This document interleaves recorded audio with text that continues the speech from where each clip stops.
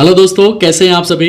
दोस्तों अभी 2 दिन पहले मैंने एक वीडियो बनाई थी जिसमें मैंने ये बताया था कि अगर आपने कोई लोन ले रखा है और उसका पेमेंट आप टोटल कर चुके हैं, फिर भी वो आपके क्रेडिट रिपोर्ट पे एक्टिव शो कर रहा है, तो उसको कैसे क्लोज करवाया जाता है। तो उसी में ही काफ़ी सारे लोगों का कमेंट ये आ रहा था कि सर मैंने तो लोन ले रखा है या मैंने क्रेडिट कार्ड तो ले रखा है, लेकिन मेरी क्रेडिट रिपोर्ट पे जो है वो एंट्री आ ही नहीं रही है।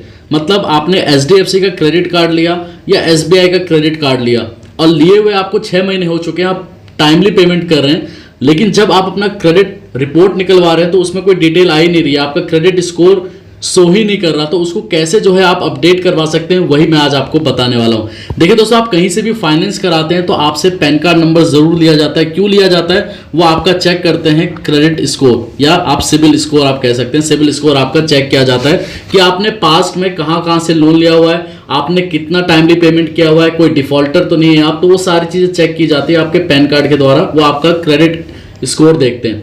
अगर मान के चलिए आपका क्रेडिट स्कोर बना ही नहीं है, फर्स्ट टाइम आपने जो है लोन लिया या क्रेडिट कार्ड लिया, और फर्स्ट टाइम में ये होता है दोस्तों कि ये देखा जाता है कि आप जिस कंपनी में काम करते हो वो लिस्टेड है कि नहीं, आपकी सैलरी कितनी है।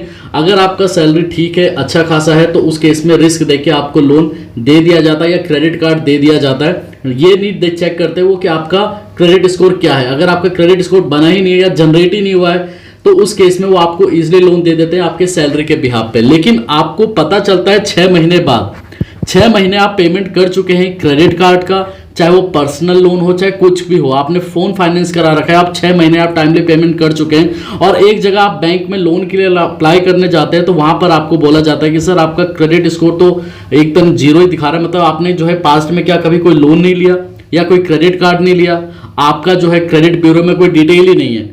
तो उस केस में आप सोचते हैं कि नहीं, मैं तो 6 महीने से जो है क्रेडिट कार्ड का यूज़ कर रहा हूँ, या मैंने 6 महीने से जो है मैं बजाज फिनसिव का एक मोबाइल परचेज किया था, मतलब बजाज से फाइनेंस कराया था, और उसका आप टाइमली पेमेंट कर रहा हूँ, तो कैसे जो है मेरा सिबिल अभी तक जनरेट नहीं हुआ। तो उसको कैसे आप अपडेट करवा सकते हैं दोस्तों, तो वो आज मैं आपको बताने वाला हूँ। देखिए दोस्तों, अगर मान के चलिए कि आप 6 महीने से या साल भर से आप पेमेंट कर रहे हैं और आपने चेक किया, आपने क्रेडिट स्कोर निकलवाया, आपने क्रेडिट रिपोर्ट निकलवाया, तो वहां पर कोई डिटेल आ ही नहीं रही, मतलब ब्लैंक आ रहा है। मतलब आप यहाँ पर जो ये देख पा रहे हैं दोस्तों, यहाँ पर मेरा जो क्रेडिट स्कोर दिखा रहा है वो 776 है, यहाँ पर आपका कुछ भी नहीं दिखा रहा, यहाँ पर आपका सिर्फ नो लिख के आ रहा है, इस जगह पे नो लिख के आ रहा है या NA लिख के आ रहा है। अगर NA लिख के आ रहा है तो आप सोचेंगे कि यार ये कैसे हो सकता है। तो आपको क्या करना है, मैं एग्जांपल आपको दे देता हूं। जैसे मान के चलिए कि आपने बजाज से फ़ोन फाइनेंस कराया, मैं आपको अपना ही एग्जांपल दे रहा हूं। यहाँ पर मैं आज जाता हूं अकाउंट इन्फॉर्मेशन पे, आप यहाँ पर देख सकते हैं कि मैंने बजाज से यहाँ पर अभी 1 महीने पहले ये फाइनेंस कराया। बजाज ने ऑटोमेटिकली जो है ये अपडेट दे दिया कि मैंने यहाँ से फाइनेंस कराया, तभी यहाँ पर ये दिखा रहा है बजाज का। तो यहाँ पर आपका मतलब मान के चलिए क्रेडिट रिपोर्ट में कोई डिटेल ही नहीं है, किसी की एंट्री नहीं है। तो क्या करना पड़ेगा, आपको बजाज को जो है मेल करना पड़ेगा। आपको वहां पर अपना पैन नंबर, आपका लोन अकाउंट नंबर, और जब आपने लोन लिया था तो वो डिटेल आपको भेजनी पड़ेगी मेल पे। मेल आपको करना पड़ेगा। उस मेल करने के बाद 45 डेज के अंदर जो है आपके क्रेडिट ब्यूरो पे वो डिटेल आ जाएगी। अगर मान के चलिए दोस्तों, अगर ये ऑटोमेटिकली आता है तो उसमें 14 से 15 दिन का टोटल टाइम लगता है।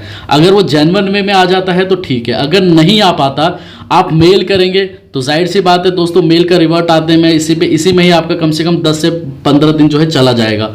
उसके बाद जो है इस पे अपडेट आने पे 10 से 15 दिन और आप ले लीजिए, तो टोटल 45 डेज के अंदर अंदर जो है ये आपका अपडेट हो जाएगा।